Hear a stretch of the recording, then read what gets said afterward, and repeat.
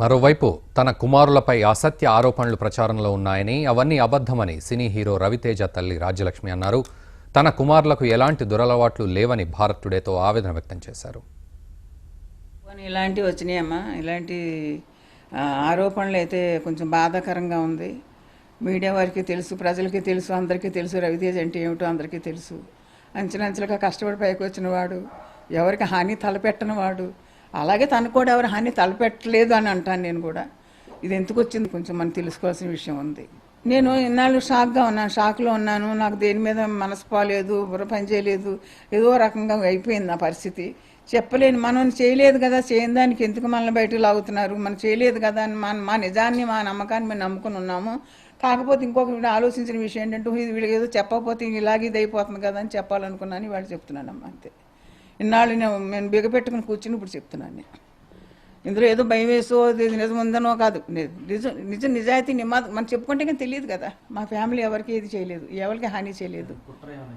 కుట్ర అనేది ఎవరని చెప్పగలం మనం? ఆ కుట్రదారులు కుట్రంత వరకు కూడా అంత సీన్ లేదు ఇక్కడ.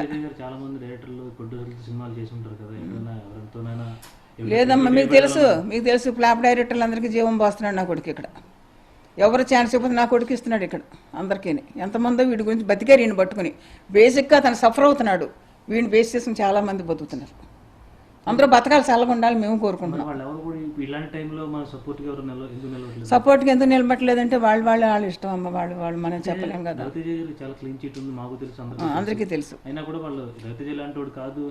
కొందరు చెప్తారు, వీళ్ళు అడిగితే చెప్తారు. ఎవరైనా సీన్ మీదకి ఎవరు వచ్చుండ్రు, ఎవరినైనా వాళ్ళు ఇంటర్వ్యూ చేయాలని అడిగితే చెప్తారు. ఎందుకు చెప్పరు, దాని గురించి నిజమే చెప్తారు, ఉన్నది నిజమే కాబట్టి చెప్తారు. ఇంకోటి అమ్మ, ఎంత పైకి వచ్చినా మా రియాలిటీ ఎక్కడికి పోలేదు అంటే ఆ కష్టం అనేది ఈ రోజుకి మాకు ఉన్నది. ఎందుకంటే కష్టపడి పైకి వచ్చిన వాళ్ళు కష్టం ఎప్పుడు ఉంటుంది వెండి వెంట. జీవితాంతం చివరి మీటి వరకు కష్టపడాలనేది ఒక ధ్యేయం మాకు ఉంటుంది. ఎప్పుడు కష్టం అనేది, కష్టంలోనే సుఖం చూసుకుంటాం, ఇష్టంతోనే కష్టపడతాం. ప్రతి ఒక్కళ్ళు అలా కష్టపడుతున్నారు. అయ్యో పాప మీరు పైకి రాలిపోతున్నాడు, మేము బాధపడతాం. అందరూ బాగుండాలి, అందరూ కష్టపడుతున్నారు. కష్టపడి జీవించండి, శుభ్రంగా కంఫర్ట్గా బతకండి అని అంటాం.